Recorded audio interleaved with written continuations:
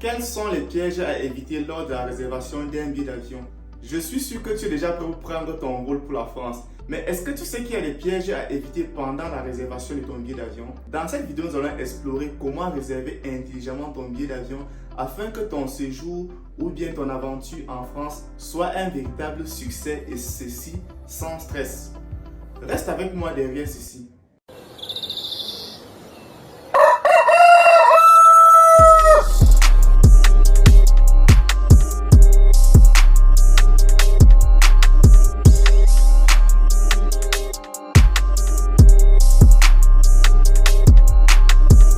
Salut à toi et bienvenue dans cette vidéo. Aujourd'hui, explorons les pièges à éviter lors de la réservation d'un billet d'avion.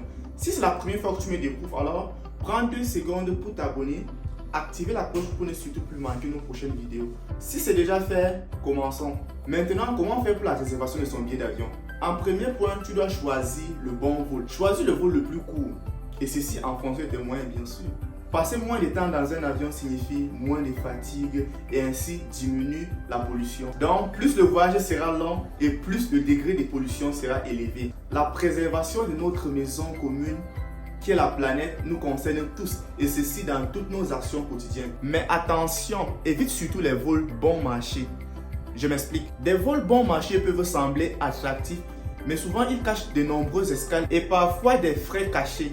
Cela peut présenter des risques de perte de bagages pendant le changement d'un avion lors d'un escale peut-être. Il est également possible que tu rates ta correspondance ou bien que tu restes coincé dans un aéroport ou dans un pays que tu ne connais pas, juste parce que ton avion a eu à faire escale dans ce pays-là. Et parfois même tu es obligé de payer des frais de transit si tu sors par exemple de l'aéroport pour aller dans un hôtel, parce que le vol de transit vient peut-être dans 12 heures ou bien plus. Et le deuxième critère pour la réservation de ton billet d'avion sera maintenant les assurances et les remboursements. Maintenant, parlons des assurances et des possibilités de remboursement. Que se passera-t-il si la compagnie fait faillite, ou bien si tu tombes malade, ou encore si tu as un empêchement qui peut peut-être te bloquer à prendre ton vol le jour dit? Que se passera-t-il? C'est donc à ce niveau qu'une bonne assurance entre en jeu. Pense donc à ces imprévus et choisis une option qui te permet d'avoir un remboursement au cas où. Le troisième critère, ce sont les bagages. C'est un autre point essentiel. Tu dois savoir que chaque compagnie aérienne a ses propres règles. Vérifie surtout le poids autorisé pour éviter des surprises désagréables à l'aéroport. Et surtout, pèse tes bagages avant de partir. Cela pourra te permettre d'économiser beaucoup d'argent. Et le quatrième point essentiel maintenant, ce sont les jours de voyage.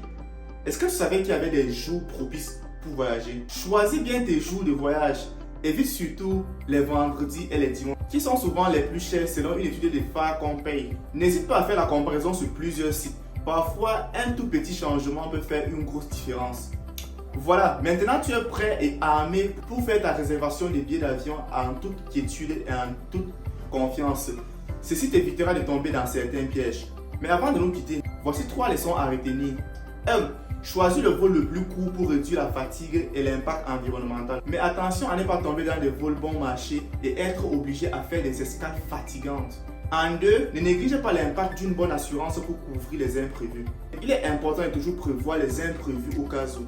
Et en 3 maintenant, sois stratégique sur les jours de départ pour économiser sur les prix des billets. Choisis tes jours de vol de façon stratégique.